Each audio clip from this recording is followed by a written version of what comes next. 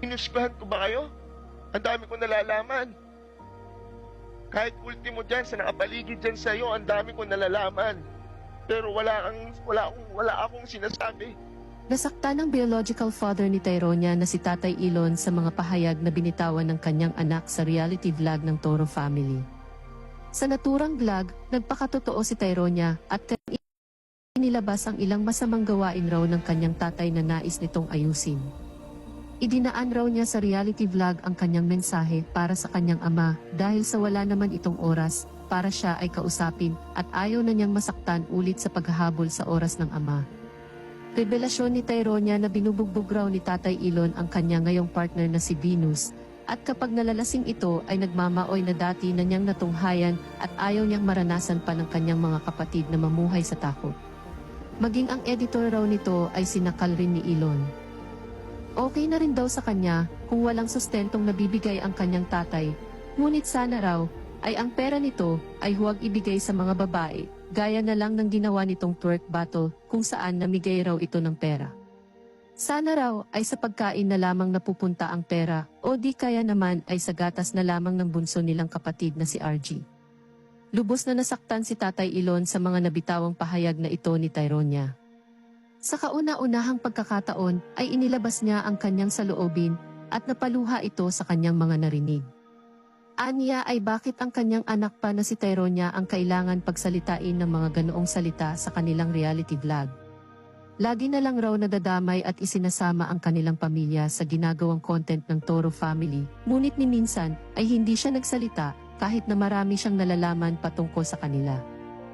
Tinulungan raw ng Toro family na umangat sila, ngunit bakit ngayon ay hinihila sila pababa? Tanging ginagawa lamang niya ay ipinagpapatuloy ang sinimulan niya. Kaya raw ang laki ng hiya niya na kahit ano paman ang sinasabi laban sa kanya, ay hindi niya sinasagot dahil na rin sa tulong noon ng Toro family, ngunit sa pagkakataong ito ay nagsalita na siya dahil sa nadamay na maging ang kanyang pamilya. Paniniyak ni Tatay Elon ay hindi masisira ang kanilang pamilya dahil lamang dito. Nilinaw niya na hindi sa kanya ang perang ginamit sa twerk battle, at aminado siya na naging touchy na siya sa dulo ng event dahil sa lasing na siya sa panahong iyon.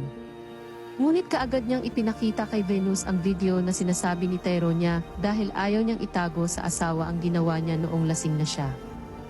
Pinabulaanan din niya ang paratang na binubugbog niya raw ang kanyang partner. Anya ay kung totoo ito ay sana matagal na silang naghiwalay. May mga pagkakataon na nagkakaroon ng away kagaya ng mga normal na pamilya. Ngunit hindi raw umaabot sa pisikalan. Aminado siya na nagkakamali siya, at hindi siya perpekto, ngunit mahal niya ang kanyang asawa. Hindi rin daw totoo ang sinabing sinakal raw niya ang kanyang editor. Wala raw nangyaring ganun.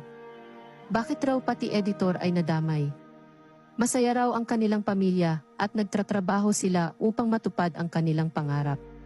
Nagpapasalamat raw sila sa naitulong ng Toro family sa kanila noon, ngunit sana ay maintindihan din nila na kinailangan nilang umalis upang panindigan ang itinayong sariling pamilya. Alam raw niya na nasaktan ang Toro family lalo na si Tyronia sa pag-alis nila, ngunit nais din nila na mamuhay ng payapa bilang pamilya. Kung talagang concern raw ang Toro family sa kanila ay sana kinontak sila nito ng pribado at nag-schedule upang pag-usapan ang mga bagay-bagay at hindi para ipasama pa sa kanilang content. Simula raw ng reality vlog ng Toro family ay nadadamay ang kanilang pamilya, hanggang ngayon na season 2 ng reality vlog nila ay damay pa rin sila.